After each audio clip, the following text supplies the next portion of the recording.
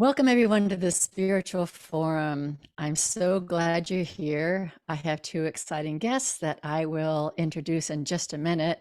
Just want to remind you, if you'd like to learn more about us, you can go to spiritualforum.org and you can donate there. I mention this every week because that's the way we keep this podcast going, by donation only. And so we really appreciate anything that comes our way. I just had a $10 donation by somebody who just joined the YouTube channel, and I was just so excited. It's like, what a great way to affirm that you're part of this team. And it doesn't have to be a lot, but any amount really does help. Also, if you want to be a part of the newsletter, you can subscribe at the spiritualforum.org, and that's the website that has everything about the podcast, the retreat, the prayer ministry, everything that we're about. So that's my run up for today. As I said, we have two fabulous guests today, Colm Holland and Dean Wilkinson. And we will be talking about the book, The True Origins of Jesus, The Myth Behind the Man. This book was written by Geoff Roberts, who is deceased. The book was originally self-published and has recently been published by John Hunt Publishing, with Colm as the editor and Dean as the writer of the foreword. So let me tell you a little bit about Colm and Dean. Colm, you may remember, was on the Spiritual Forum podcast, episodes 121 and 122. So that was like 80 episodes ago or so. Ancient history. Yeah, I feel 80. I know. So he's the publisher of the global bestseller, The Alchemist by Paulo Coelho, and the author of the Amazon #1 bestseller, The Secret of the Alchemist, which has been on the Amazon Top 100 for 2 years. Colm is based in the UK, and he podcasts on the subjects of alchemy, myth, Carl Jung, and analytical psychology. On matters of faith and religion, Colm takes a Jungian view where the power lies in myth and the many ways unconditional love effects change for good. Dean Wilkinson is, I'm sorry, I'll say that again. Dean Wilkinson is an industry disruptor.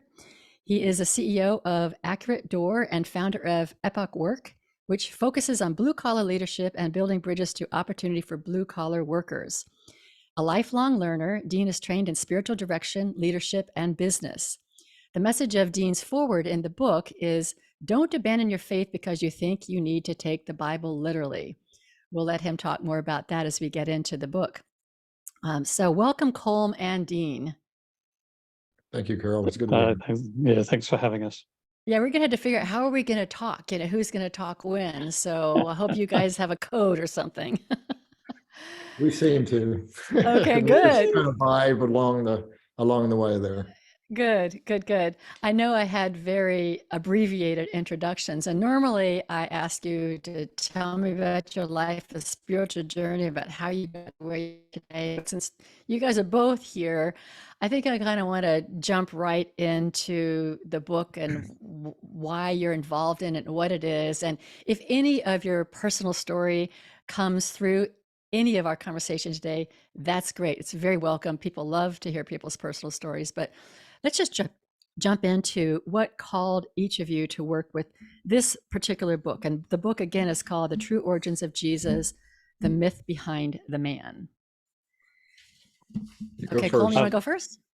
Yeah, okay. So just really briefly, I came across this book. It was, as you said, Carol, previously self-published but unknown. And I came across it through a mutual contact of the family, Geoff Roberts' family. And when I discovered the book, somebody sent it to me, said, oh, you really should read this book, but it's out of print. And I discovered Geoff had deceased. I contacted the family and I said, I was going to write this book. And Geoff has already written it and he's done a superb job.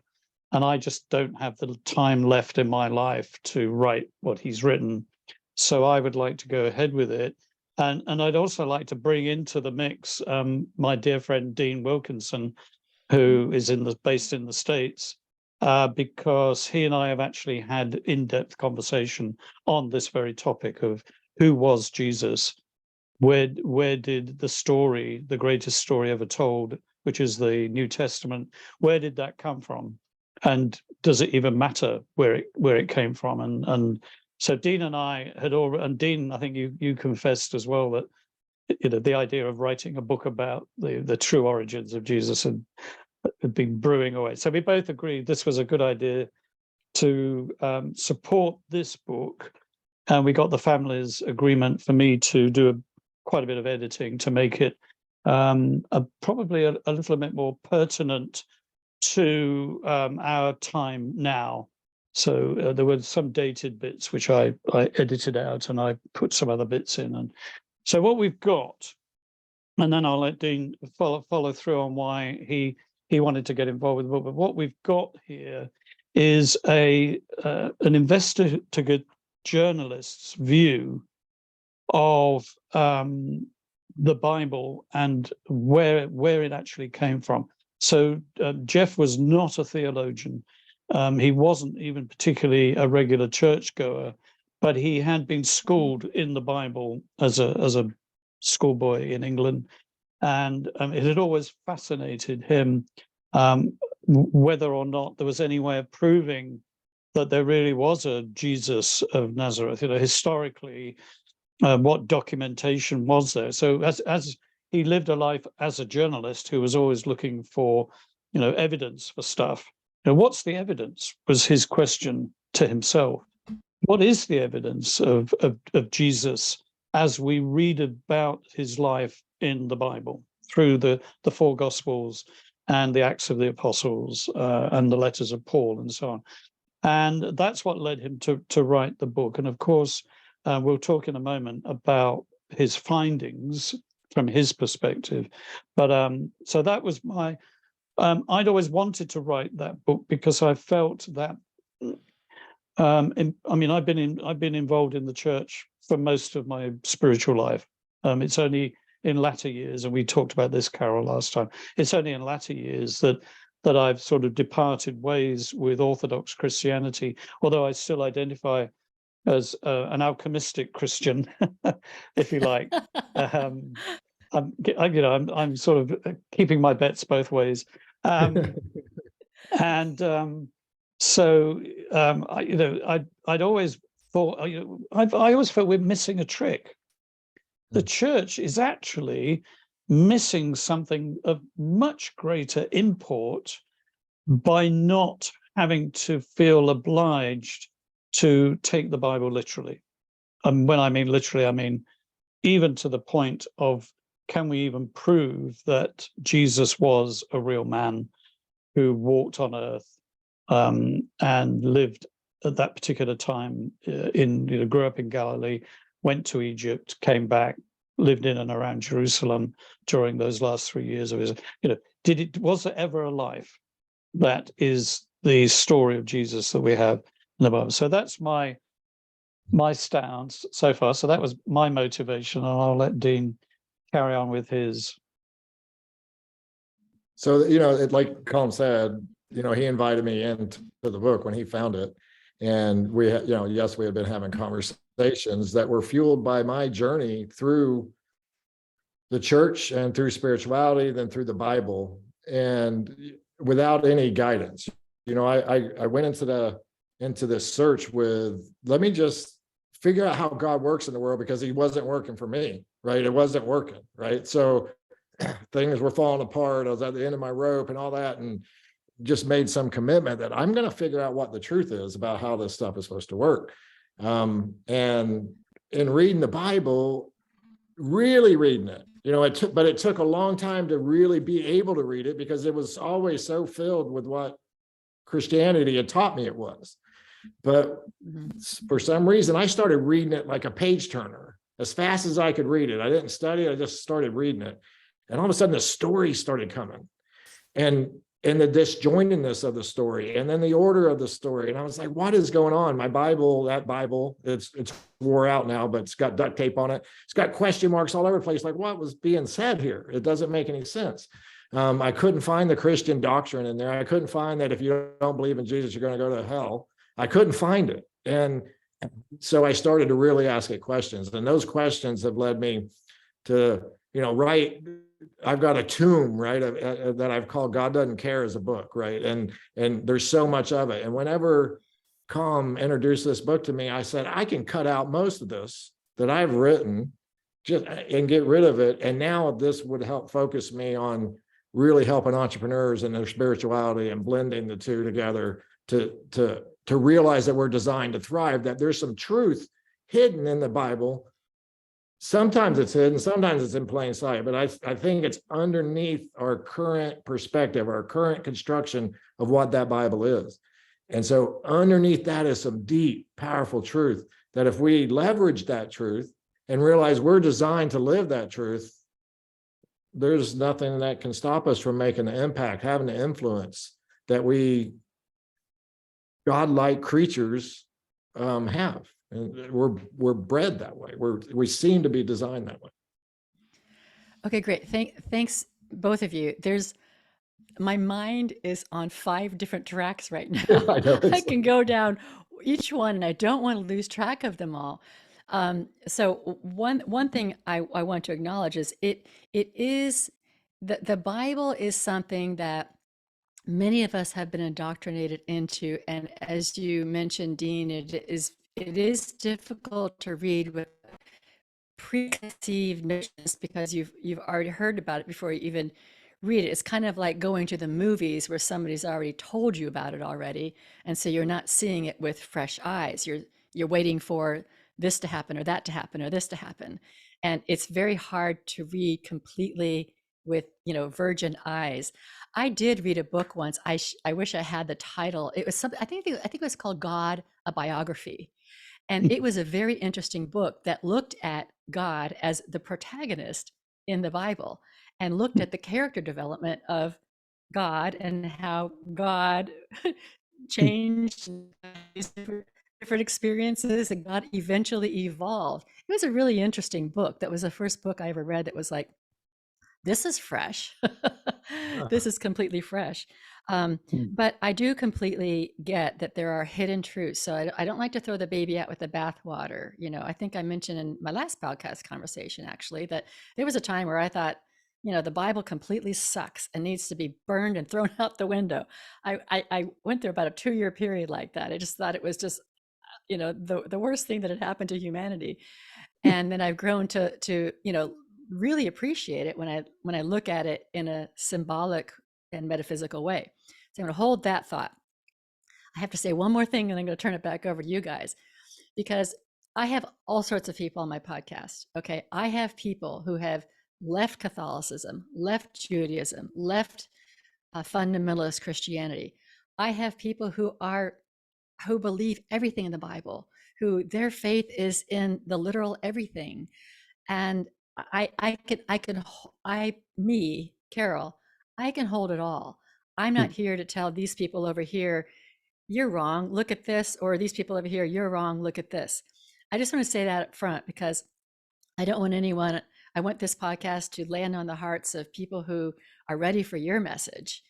And I don't want to make anyone wrong who may be in a different place. Does that make sense? Because we could all be wrong. So then we could all be wrong. We could all be wrong. And I think both of you are talking about, you're seeking truth. You're seeking, what is the truth here? And, not all of us want to know the truth. A lot of people don't want to know the truth. My personal prayer, anybody who knows me, that my personal prayer for like the last 3 years has been, God, show me what I cannot yet see. And it's a startling prayer, because it'll be answered and you'll see all sorts of stuff. And it's like, oh my gosh, I didn't know life was that. And I actually think that you guys coming and approaching me about this book is also one of those, because I have my own resistance to the book. All right. So let's, no, I'm not going to let you get away with that, Carol. So yeah, there you go for it. Yeah, I'd love to hear your what's your resistance? What are you resisting? I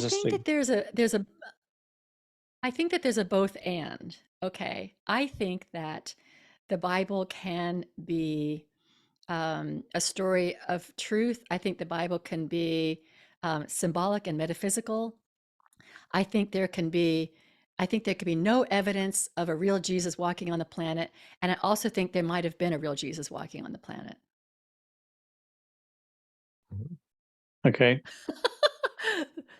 Mic drop. No, no, no, not at all. No. Yeah. Okay, so that's a good segue into what I was thinking anyway. So Okay. let me just lay out my own position, Yeah. which those who studied Carl Jung will recognize instantly. So Carl Jung, who I'm not a disciple of, if anything, I'm a post-Jungian, which means I use a lot of what he proposed as the way that the human psyche works, but it's not the truth. It's a view, and so it's very Jungian to say this is not the truth, but this is how I see it, and that's okay for me to see it that way, and it's okay for you to see it the way you want to see it.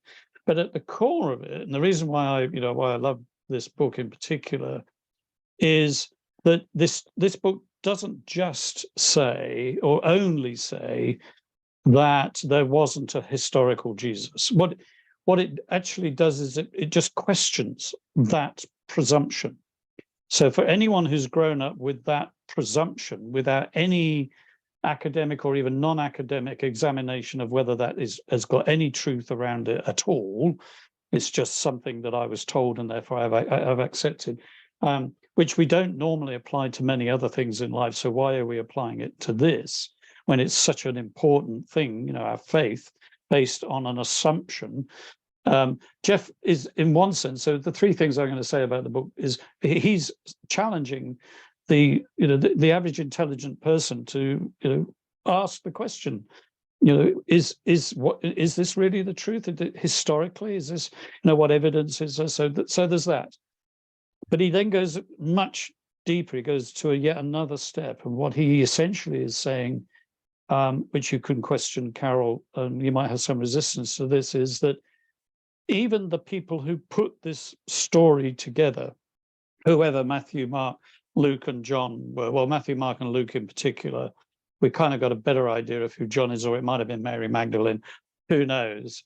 If there really was a Mary Magdalene, by the way. So he's not just questioning the historicity of Jesus, he's questioning the historicity of lots of the characters in the New Testament. But what if the people who finally, probably anonymously to some degree, put this story together, what if they didn't even intend it to be historical fact? What if, this is Geoff talking, what if it was always ever meant to just be a story, a myth? Yeah. Now, of course, Carl Jung would love that. I mean, Carl Jung would go, yes, and as far as I'm aware, Geoff Roberts wasn't a student of Carl Jung at all. He never mentions Carl Jung. He never mentions Carl Jung's view of mythology. But Carl Jung, of course, had this. This is why he parted company with Sigmund Freud 100-odd years ago. Was that he said that the human unconscious, left to its own devices in any culture, will manufacture, will invent, will create out of itself in a collective sense, an individual and a collective sense, story to try and explain divinity, whether it's Krishna, whether it's Buddha, whether it's Christ, whoever, whatever. And when we start talking about the truth, we start to get with Jung, we're getting on really shaky ground, because he would ultimately say there is only one truth, and that's your truth. That's the truth that you need to hang on to.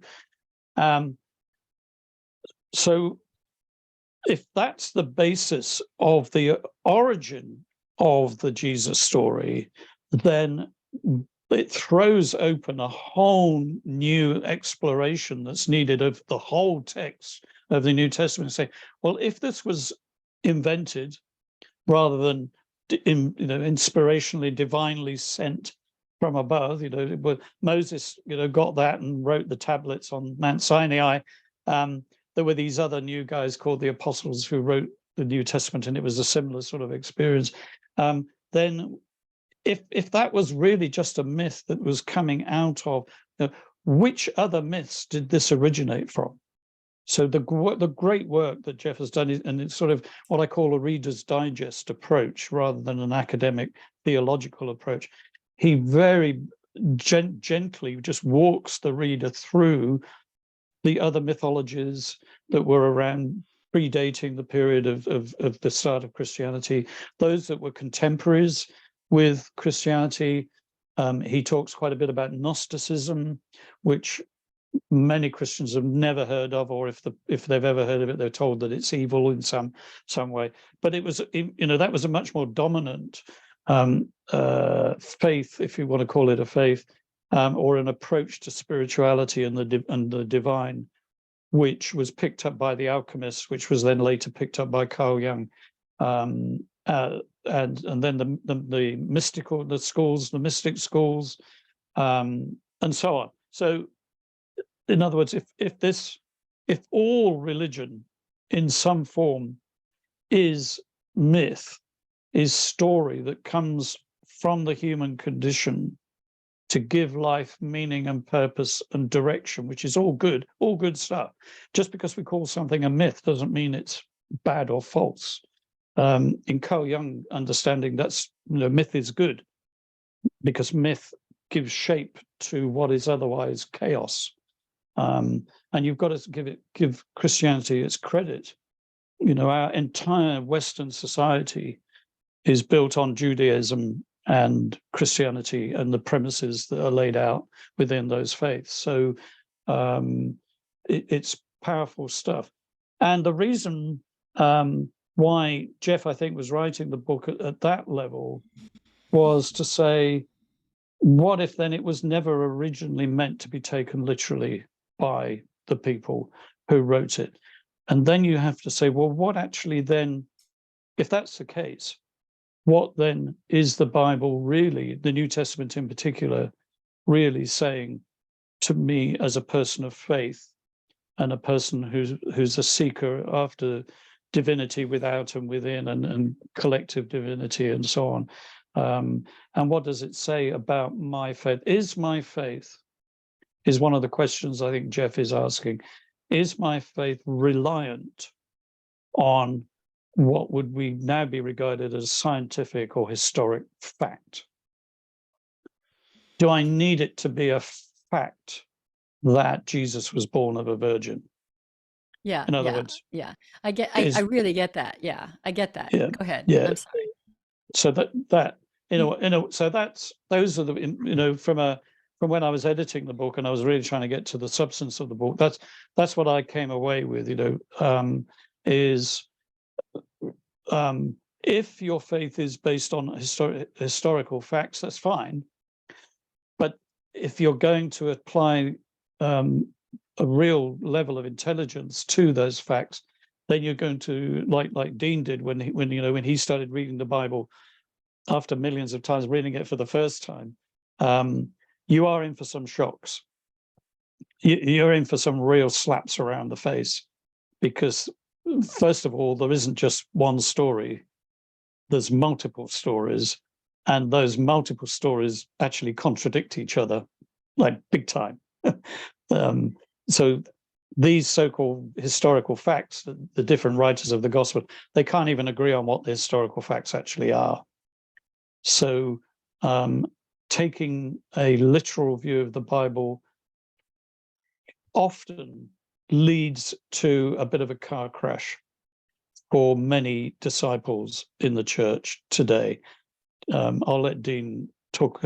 Dean works with lots of people who have sort of been in the same boat of him, where there comes a point quite often for intelligent, sincere people who have been listening to the preaching in the pulpit, reading the Bible as guided by the prayer group that they belong to and so on, who one day something just cracks, something just breaks, where the intellect says, this doesn't add up. There's some things here that are just not stacking up. So why do you rely on them so much? And besides, it's not exactly, solving the issues of life. It's failing. Is there something you're missing here? So that's my take on why 40 years ago I would have probably thrown this book in the waste paper basket, in the garbage can, because it would have challenged a position that I was in at that time, where I didn't want to hear anything that was going to contradict how I based my faith, and that was very literal, Bible literal. The problem was that my life contradicted that faith, and then trying to align those two things with integrity set me off on a completely different path. So that's to answer your question about myth. In a way, was the Bible never meant to be literal? And is it just that another aspect of Carl Jung's thinking, which is that what the human mind will do, and again, he wasn't ridiculing this or in any way criticizing it, is that it will concretize mythology. So it will take something that was meant to just be a myth, and it will make it real. So the psyche is capable of shifting story and myth into reality. So, if somebody says, I saw Elvis Presley, walking down the street in Los Angeles the other day, most of us are going to go, yeah, well, Elvis is dead. I'm really, really sorry, but Elvis is dead. And said, no, I really saw him. That's the kind of dissonance that that the psyche will do that, and he's quite capable of doing that. And so you have to take that into account as well. So I'm in no way am I being critical of anybody who takes the Bible literally, because I've been there. But what I am doing is saying, my own personal experience, I like Dean, I was definitely missing out on deeper truths there. So when Jesus said, love your enemies, do good to those who hurt you, give to those who ask of you. One commandment, I just got one commandment. Can you just remember this one commandment, to love one another as I have loved you? In the context of the real meaning of the mythology of that, and we'll come on to where those phrases, those beatitudes. I know Dean wants to talk about the beatitudes, but so yeah, that's what we're talking about when we're saying going deeper, taking the essence of what's there rather than just the simple story of what's there. So since this has started, there's been a new Dean, hold one second. Hold on, sorry about that. No. Dean, I want you to talk just a second. I want to say one thing and then move on to you, because I love the idea that the writers may never have wanted it to be literal. I think that's something I just want, I want that kind of like a little touchstone there, because that kind of gives us to expand a little bit on this. And actually, whenever I refer to Bible stories, like I talk about Moses and the Exodus and all that a lot, but I talk about it in terms of what that story is in our life. It's really a story of our transformation and how we move from enslavement to a new place, and how that transition is, 40 years or a long time in this space between, and what we have to do. So I love, there is so much richness in the stories when you do look at it as story, or the characters. All the characters are characters in us. And, it really is a story about our own unfoldment. So anyway, I'll stop there, and Dean, you take it away now. I got to ask you a question now, Carol. So in the difficulty, like being able to see, like from your background, each of the disciples is a character, part of us, right? Like it's just that. Right. Where does Jesus fall in that, in the metaphysical understanding of the Bible? Jesus, it would be like the Christ, right? The God manifested in man. Okay, and so the Christ within.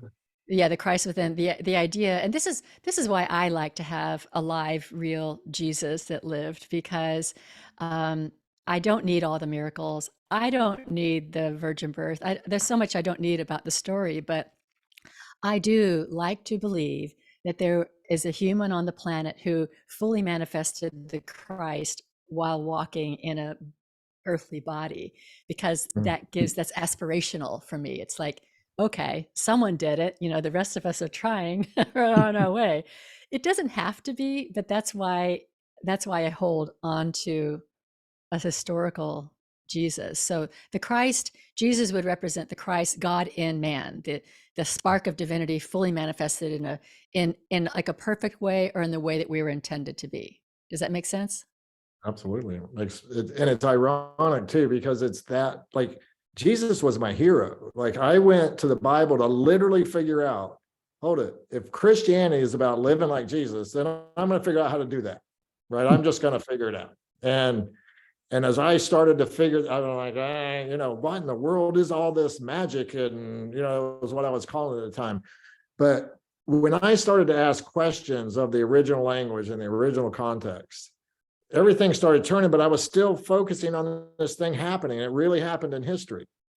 And, but I was, always confused back and forth. And I'll never forget, I tell this story probably a couple of times already, where I was sitting on the border between Canada and Michigan, sitting out at the lake. Across the lake or the river was Canada, and I was there, and it felt like I had crossed a border metaphysically, in a sense. I had finally come up with a question to ask Google that got me into the construction of the Bible, into the whole Nicaea and what was happening and where it was coming from, and these books and the history and where the stories come from. And I'll tell you, but before I would read that, I shut that laptop. I just pulled that laptop down and thought, oh my God, if I read this, everything changes. Everything changes. And it was scary to open that lid back up and go ahead and read it, right? Just Pandora's box. Pulling the first book off the bookshelf in the library that wasn't Christian when I left church. It was like, okay, here's Erdman. Oh my gosh, I'm going to read this book. And I was really scared. But it took me on a journey that, like what I hear you describing, Carol, that, Jesus went from, I don't know if it was real, to being, he was a badass, not a Sunday school teacher. That's what he became. And I still use him, and whether it's myth or man, I still use that model of love and of unconditional love, of openness, of questioning, and of being who I am and who I've created to be on this earth for this purpose and this time, as my model. And you can still do both and have, hold two opposing ideas at the same time. Yeah. Maybe it holds us, maybe it keeps us in equilibrium, maybe. Maybe so, yeah. Okay, let's talk a little bit, because I don't think that our listening audience has an appreciation for the other myths, the stories that were going on at the time when these stories were being written or being talked about. And it is very interesting to know that the virgin birth and the death and rebirth themes are in multiple cultures, multiple theologies for hundreds, maybe thousands of years before. So can you guys address some of that to summarize it for the people who are hearing about this for the first time? Yeah, Colm does the best job at this, so let's let him do it. So, Geoff deals with this in chapter 2. I'm not going to save you the trouble of reading. I'm going to tell you you've got to read it, because it's full of a lot of stuff. But going back, way back, even into early Egyptian times, you've got the Egyptian gods Isis and so on. Within even those really early Egyptian stories, you've got gods being born of virgins, but not by not by natural reproduction, but by divine intervention. So even within that, and the whole concept of God dying and then being reborn, so just these basic concepts. So going back to early Egyptian times, and then some of them appear in Indian subcontinent cultures, in Chinese, but just in the Middle East itself, there's a whole bunch of different religions already existing. So get this as well. If you read the Bible, you get the impression that there were just two religions around. that there was Judaism of the form of two millennia ago. There was the Roman gods, who were heathens, according to my Sunday school teacher, godless people. There were the Greeks, and they kind of were defunct by this point. Nobody believed in the Greek gods anymore. And then there were just all this mass of heathens, the heathen hordes from the east or wherever they came from. I'm really sorry to tell you that that's a complete misrepresentation. Historically, that definitely is a complete misrepresentation. There were multiple religions. And when Christianity grew up, and then Islam again, sort of as a slightly similar time, when these religions were emerging, they were competing. And it had to do with who was invading who at the time, which armies were conquering which lands, and whether they were following the Christian tradition, even in those first 3 centuries, or whether they were following some other religions. The one that stood out, though, the one that Geoff focuses on, I think rightly, is what he calls the Gnostic Godfathers. There was, Carol, if there was a historical person at some point, and Geoff alludes to this, and he concedes this, he'll concede this to you. Or I'd say if he was with us now in person, not just in spirit, he would say to you, Carol, I will concede that there was probably based on what I've read and what I've studied, there was probably some guy within those early Gnostic community. And I won't bore everybody too much detail about what the Gnostics believed, except their view was that their divinity was not about believing in an external deity from above and being obedient to that external deity and above. It was more a case of finding, the God within, much more aligned with what New Age, with Eastern religion, divinity within. These guys had their own version of that. It wasn't the same as what many New Age teachers teach now, or Eastern religions, but it was of that ilk. And there was probably a guy who was a key teacher in that, probably about a couple of hundred years, if not 300-400 years prior to the beginnings of Christianity. And that the early Christian writers were heavily influenced by the Gnostics, and that there was a version injected into that. But now I'm going to throw a pebble in the pond. I'm going to throw a huge brick in the pond. I just want for a second. At the same time, don't forget, there was this other religion called Buddhism, which was around before Christianity. Let's not forget that. We think Buddhism, is a recent thing, came into our Western civilization. No. And Buddhists were used to proselytize. So the early Buddhists were proselytizing into the Middle East. So there is this theory, of course, that Jesus went to India. If there was a historical Jesus, he went to India. And that he picked up these things called the Beatitudes, because they're very Indian Eastern principles that are being still taught today, but they were taught by the Buddhists back then even. So for those who have not studied any theology at all, or modern theology at all, the modern theologians have grouped those sayings like, blessed are the poor, blessed are the meek, blessed are those who hunger and thirst for righteousness, for theirs is the kingdom of God, and so on, and love one another, do good to those who hurt you, turn the other cheek, all of that, which doesn't seem to fit the rest of the 3 Gnostic Gospels in particular, that this is called, they call it source, or in German it's called Q, the capital letter Q. So those who've read any theology will know what I'm talking about. a guy who's mentioned by Geoff in the book, a guy called Christian Lindner, was a Sanskrit scholar who had no Christian background or theology background whatsoever. He just used to translate Sanskrit documents for Buddhist monks, and he was a professor at a university in Denmark. And that was his thing. He wasn't anti-Christian. He wasn't pro-Christian. He was totally agnostic. And yet, as he began to translate some newly found Sanskrit manuscripts, which were around at least 200, 300, 400 years pre-Christianity, what he discovered, shockingly to him, was that he recognized the stories. And he didn't just recognize the stories, he recognized the pentameter and the style of the verse and some of the names. And it took him, he said it took him months. I actually talked to him on this subject before he passed not too long ago. And he said, I was racking my brain, and then it's like one day the penny dropped. He said, these stories are in the New Testament. Oh, that's interesting.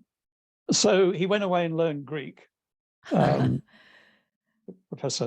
because he didn't want to rely on anybody else's interpretation. And he measured the pentameter of some of these stories, and he started to compare them like for like with the Sanskrit. And sure enough, there's Martha, there's the raising of Lazarus, there's Martha and Mary and washing Jesus's feet with their tears, and all those stories are in the Buddhist stories. And through carbon dating, it was no question they predated Christianity. So he notified a theological college in Denmark and said, "I think I found your Q." Yeah, and Q was supposed to be the source that the I think Matthew and Luke used Mark, and also Q. Yeah. I think I found your Q, and I'm not a Christian and I'm not a theologian, but I thought I should tell you. Yeah.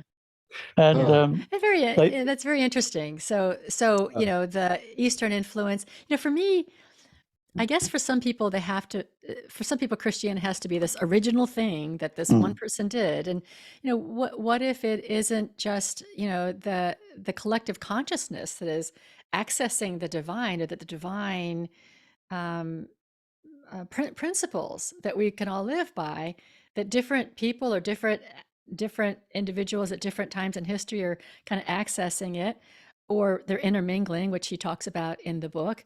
But they're all still truths. Maybe it's an ego thing that's like, my truth is the original truth and your truth is a copy. I'm not sure it matters, but I think maybe it matters to some people. I mean, it doesn't. Well, it has to matter, right? Because to be a Christian, right? What is the dividing line? Do you believe that Jesus died on the cross for your sins?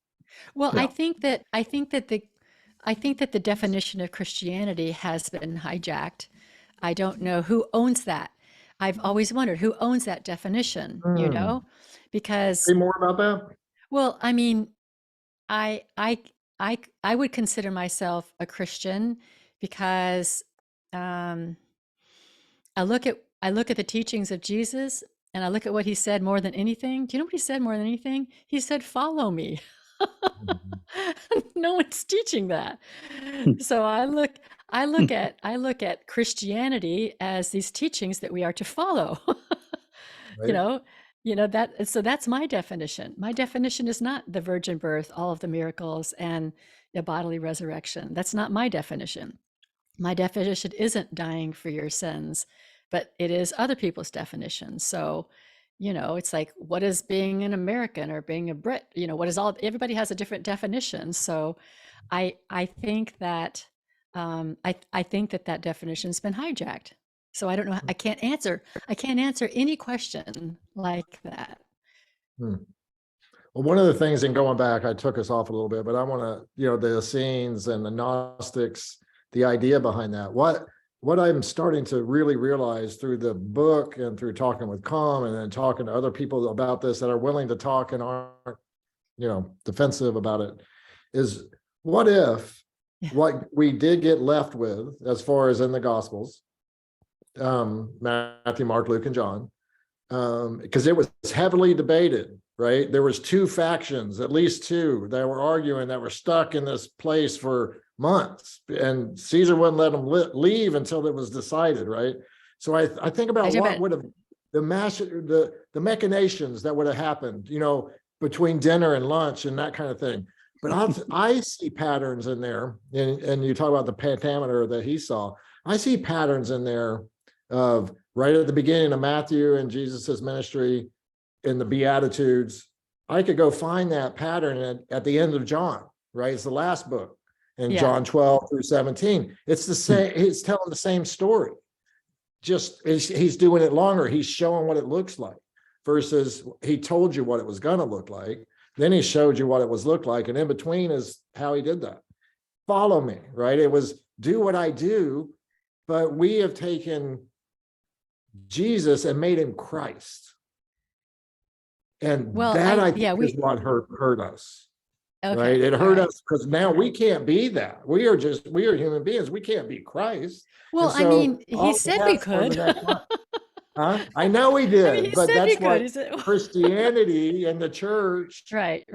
So to push, you say anything about God within, and that you might, you know, I think that the way I see the world is the God in me doing that.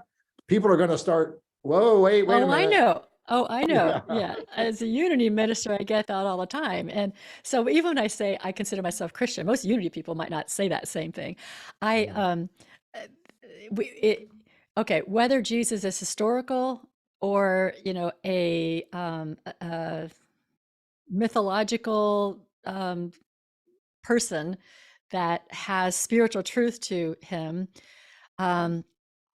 he did say, or in the Gospels, it says, the kingdom of God, the kingdom of heaven is within. The kingdom of heaven is at hand. Anything that I can do, you can do, even more than I do. You are God's. These are things he said. So they can be completely ignored by traditional Christianity, but that's basically what he was saying. And, you know, love everybody and then, you know, follow this kind of life. So it is, you know, the spiritual teaching is amazing. And yes, most people who are any kind of religious person aren't necessarily following the teachings. And that's what Christianity needs, right? I mean, like all of us need it, is the idea that we believe something and we go and test that belief in the world, right? Let us align our thoughts with our beliefs. Let us align our words with our thoughts, and let us align all that with actions and stay in integrity and see if it works. Let's just see if it works. And if it doesn't, you might be off a little bit. But because we are designed to thrive and grow and expand and impact our world, we are creators created by a creator to create. We find out, and you're going to find out closed-minded or closed-eyed, and when it hurts, you know. My partner, she said, sometimes when I talk to you, it's like I'm hitting a wall. And I said, hon, that's a door. Just open the door. Because the answer is right past that wall that you keep beating your head against sometimes, you know? That's some really good relationship counseling. I'm going to use that into these, and we love it. I'm going to use that one too. I owe you. I might not get away with it, though. I'm just a door. I'm not any resistance. Push harder. Here's the key.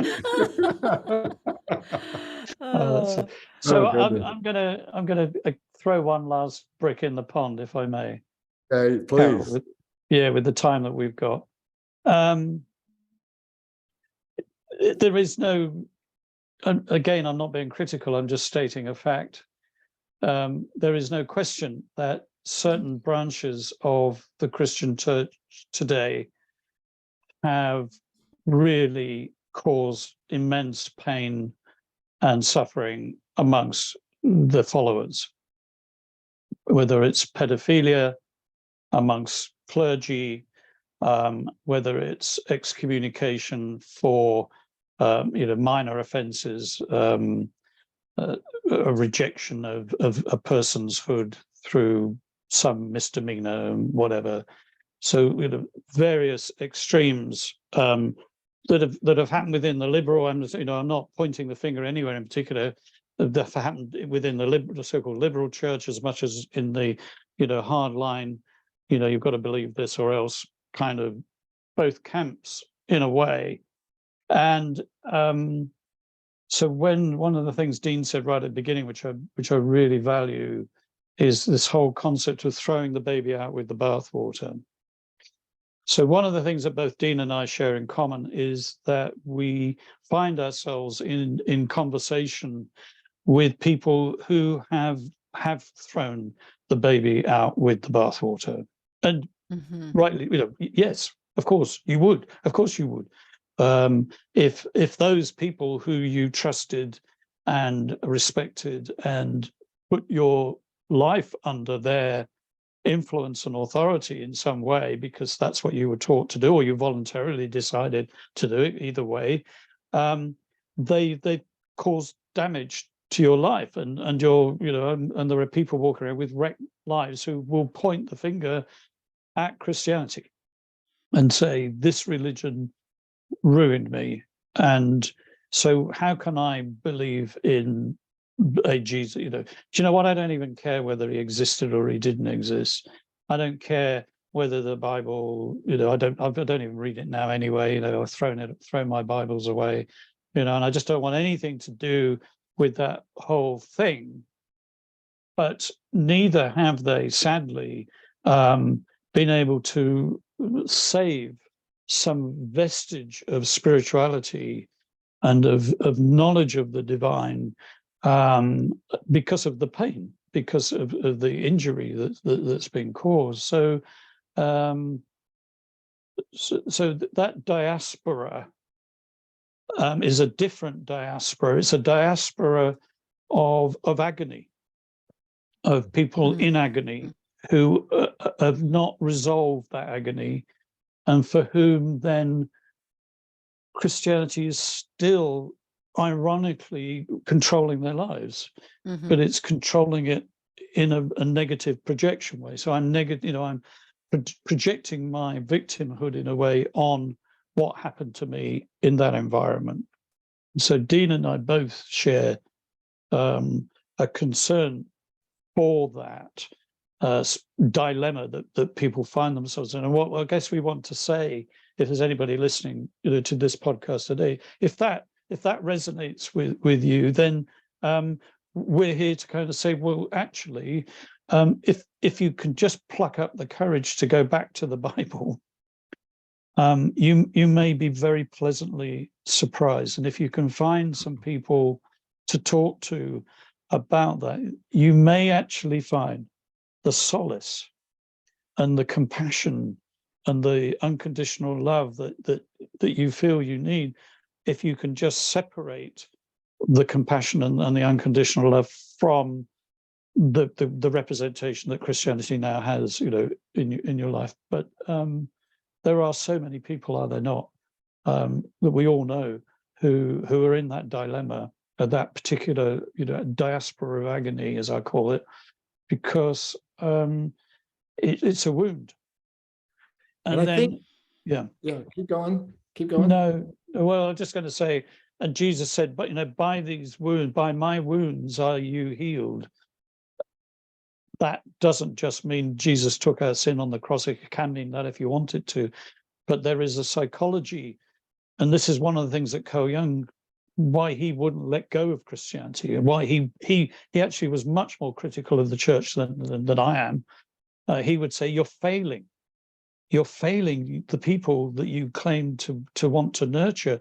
You leaders are just not really understanding that deep within the scriptures, deep within this story, there is a Christ who can be the divinity within, can heal the divinity, and bring that divinity out, can heal those wounds, can heal that pain, and that's all there.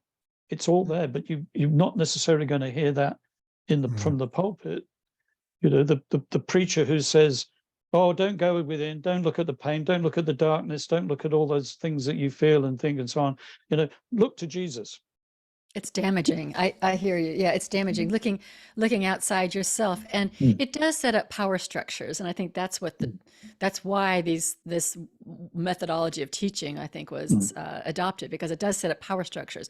You can't do it yourself. You need me. uh, it's not about you and your divinity. It's about you being such a lowly being, and and having to cower before the perfection, and it keeps everyone kind of dumbed down. So I hear what Carl Jung is Mm. saying. Mm. Uh, Many people have been damaged. I was recently told on social media, I'm going to go to hell because I brought in I said, you know, this whole thing was about, is God a man? Well, God's not a Oh gosh. man. God's not a man. Feminine and masculine is divine, it's like, oh my gosh, that's not in the Bible. You're going to hell. I'm like, okay, well, whatever. I can take it, but a lot of people have been damaged. Okay, Dean, Mm. what did you want to say? Well, about that was the idea that the reason I was a leader in the church too, and got to the highest position. But what I was seeing was we weren't living up to our promises. And so as I was sort of given the reins to, all right, go outside the boundaries and start helping people. I was spiritually directed. No one knew what was going on in that room. People would get free, but then come back to church and get all bound up again. And it was like, we're not delivering what we're promising. You're That's absolutely one. right. But Yeah. then two is the idea that what is wrong right now in our world? Suicide, depression, anxiety, lack of peace, right? Lack of internal peace going on. And I say, is it a byproduct of our exodus, people like me and you, our exodus from our churches, from the idea that, hey, we can't fight the big giant bureaucracy, because I was going to change it from within.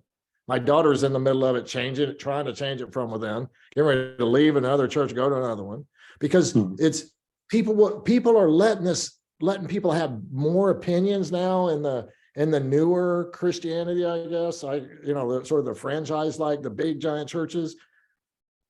But you can't really speak about the truth, and you can't really say something's wrong. And it's just like you said, Carol, because that means you are not connected to the Father, or you're not connected to Christ. Something's wrong with your faith if you're going through that. And that's what hurts people, because I'll tell you, my faith is strong and I go through crap all the time. But now I get to go with my head up high and my eyes looking around for quick ways out of the trouble, right? Because I'm gonna find those too, because there's a magic in the world, in the way nature works. And that magic from a seed to a beautiful oak tree, is that same magic is inside our hearts, I believe, inside our minds. And we seed that by asking questions, by opening up to that, and sort of cultivating the groundwork, or the heart and soul, to say, let me just ask a lot of questions and see what's going on here. Let me experiment with this, because that's when the God within becomes the God without, I believe. I don't know if that made it, is it I fair was to going say, somewhere with it.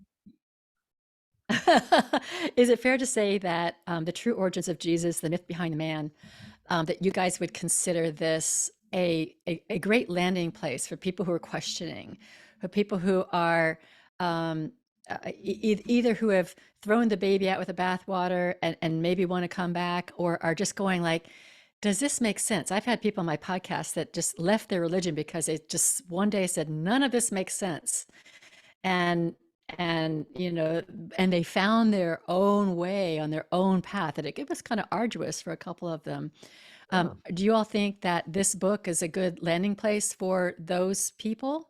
Before Colm answers, I say it's a good stepping stone.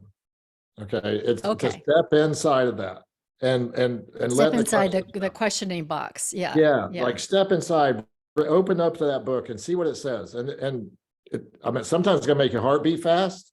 Other times it's gonna give you peace and quiet, and your HRV, it'll all even out. But here's the thing: is if you're already asking, if you're listening to a podcast like this and you're asking, right? You're asking the questions. You're open to things. be open to all that Christ could be. Be open that Jesus could be more than what you think. Right?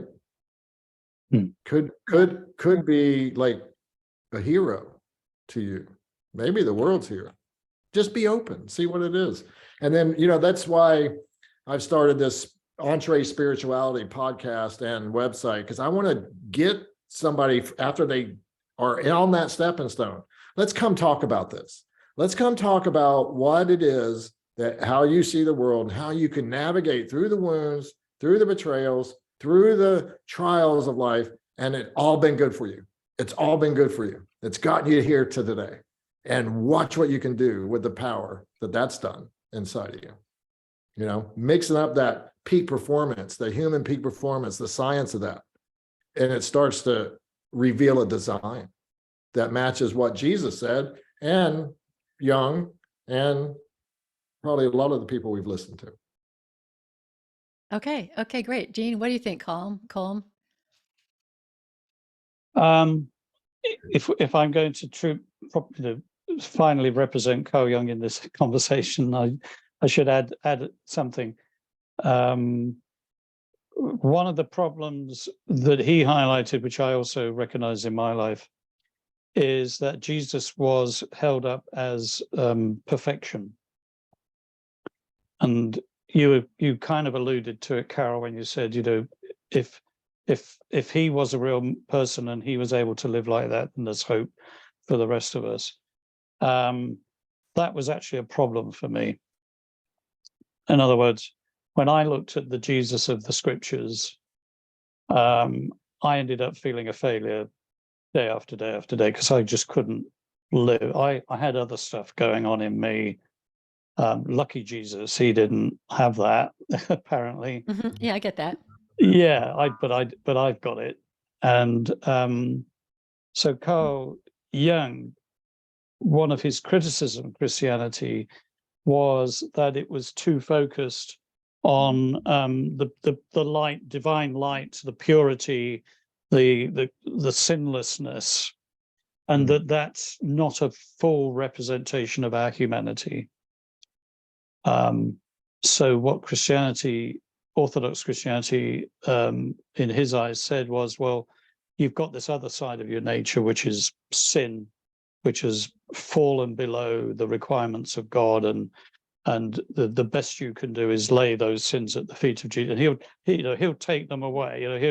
He's paid the price. So, and that definitely gave me some temporary, and I emphasize the word temporary, relief. But it didn't solve the problem. So a spirituality that's devoid of the realization that we are both good and bad, whatever good and bad means, that we are both children of the earth and of base things, as well as children of the divine. We are both of these things. And in Carl Jung, Dean alluded to it, in Carl Jungianism, the trick in life, the spirituality that he pursued, was finding an equilibrium where those two parts can live together. And it usually involves the conscious seeking perfection self embracing the part of the self that's not acceptable, embracing it and accepting it, that's also who we are. We are also that thing that we don't really want to talk about. We are also that person that we try and repress and push down and so on. So when I'm talking to a lot of Christians who come out of the church, and I start talking about, looking within and looking at the things you don't really want to talk about, you don't really want to acknowledge, the pain, the shadow, as Jung called it, that is the beginning of finding divinity. And that in my teaching, certainly, in The Secret of the Alchemist, if you want to find God within, then you've got to go to the darkest places, because that's where he is. And that's the paradox of alchemy. That is the paradox of the human existence. And that's not taught in the church, not the churches that I went to anyway, and I gave the full range.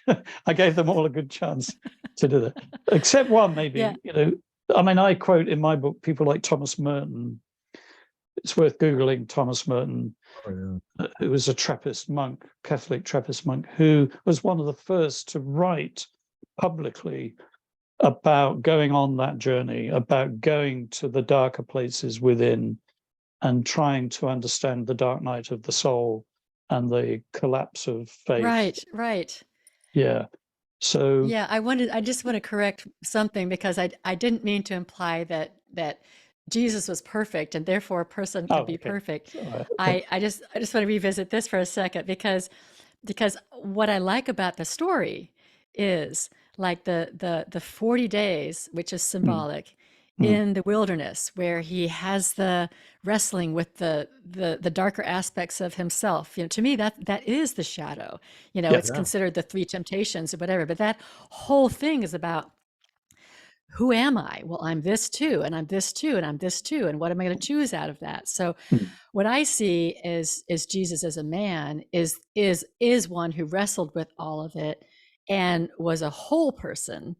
But what I want to say about the perfection was that he, and this is probably wrong too, but that he was able to choose the God, or that he was able to stay connected to his divine nature in a full way, whereas most of us are falling away all the time. Maybe he did too. But there's a lot of good darkness in his story, you know. Yeah, I get that. Yeah, there's the wilderness, but that's not what the church it teaches. isn't what's taught. No, that's what I'm saying. Yeah. And maybe a whole Jungian approach to the Bible could be interesting. You know, all of it, all the stories. A lot. There are some people who I can recommend you go and listen to. You know, alive, been doing it for years actually in the church. So there are church leaders, particularly in the Episcopalian, more liberal end of the church, who fully would be nodding their head as you and I are talking here today. So give them credit. There are, but they are minority. I hear you. Yeah. And this is division of heaven and hell and good and bad and evil, you know, and all of that. It is a complete split, and it doesn't help us become whole people. No. So I completely get that. Yeah. So my question is, do you think that this book, Geoff Roberts's book, is helpful for people who are in this place of questioning? So to answer that, then yes, it is, because it can release you from the pressure, the psychic pressure to believe that the Bible is literally true. It can diffuse that. It can say, you know what, the Bible's full of great truths, wonderful truths, some of the greatest truths that can be known to the human psyche for well-being. But you don't need to believe that the Bible is actually a literal fact to tap into that stuff. So, but for those who are hung up in a way that find that really hard, can't really separate spirituality from literalism, then I would definitely recommend it. That's why we've backed it. Really, it's a door. It is a door, as Dean said. It's a way through that place. It may not be the best thing to do. Just reminded me, it's the door in the back of the wardrobe in Narnia. Oh, nice. Oh yeah, nice. I like that. There it is. That's what it is. Yeah. It is. Yeah. It is. Because Anyway. Yeah. I was just about to say, I don't know if it'd be the best conversation at Thanksgiving when you're trying to keep peace in the family. Maybe not then. But it could be interesting. Well, if we all get together, then it would be good for Thanksgiving. Exactly. Find your own family. And I have to say, the unity churches around the world are wonderful landing places also too for people who've left their fundamentalist beliefs, because we embrace everybody. We look at these teachings and wonderful symbolic ways. I'm not saying it's the perfect place, but I'm saying it's a great place to land if you still want to be connected to a spiritual community that looks at the Bible, but doesn't necessarily take it literally. I thought when I started off by saying I had some resistance, but I also thought it was really interesting to learn the histories of these myths that are out there. I always knew that a divine man had to have a good birth, so that everybody had to have a good birth story. I always knew that. I did know some about the death and resurrection stories, but it's interesting to see how they can all piece together, and all these different cultures are kind of saying the same thing. Christmas is still my favorite time in the Christian calendar. When I think of it's the birth of Christ in the lowly manger, in the stable, in the cold. That's where Christ is born. And when when metaphysically you reimagine that as that place in our own psyche, in our own souls, the light in the darkness, but where the light wasn't just the star above the manger, the light was actually in the manger. The real light was in the manger, in the darkness and the cold of the stable, which is our own souls. And that gives me immense hope. That gave me chills. That just gave me chills. That was so good. So I like to, so I'm still, in a family tradition, we still get the nativity out. We've still got, Mary and Joseph and my grandsons, totally into it, even though we don't, they're not really mainstream churchgoers, because for me, this is the irony, this is the paradox in a way. Here I am as somebody who would say, Jesus wasn't born of a virgin in a manger. And yet on the other hand, I will say for me, that's still the most important, that's the starting point of the birth of Christ within. So, well, welcome to my It's world. Beautiful. It's beautiful. I know. The Easter story also has a wonderful symbolism as well. The tomb. I always talked about tomb time. It's it's that space in between where you have died from a former way of being, and before you resurrect yourself to your new higher consciousness, there's this tomb time where you are just apart from everyone and everything, and focused in meditation or prayer on the divine, and allow yourself to rise up to the next level of consciousness. So I think there's wonderful symbolisms and practices around these holidays and these different touchstones in this story. So thanks for sharing that, Colm. I love that. Yeah. Dean, do you have any last words before we close? Remember that religion actually meant to bind together. That's what it was supposed to do. And as you pick up this book, take a step. You will take a step towards taking one strand and starting to bind it together again. Because we never were separated from God. God's always been within all of us.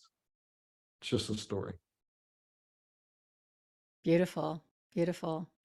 Colm, do you feel complete? Did you have something else you want to say? No, I'm done. That was wonderful, Dean. Thank you. Yeah. Wonderful conversation. You guys, we could get back on and talk Y'all again. are great. Yeah. We have fun. Lots of fun. Yeah, well, thanks for picking up this book wherever you found it and getting it into the world. I love the title, The True Origins of Jesus, the Myth Behind the Man. That was Colm. Okay, gentlemen, thank you so much for joining me. I appreciate it, and it's always a pleasure. And thank you, listeners, for hanging with us. I hope that you learned something. I know somebody out there learned something really interesting, and appreciate always the generous listening of people. And I now close the Spiritual Forum.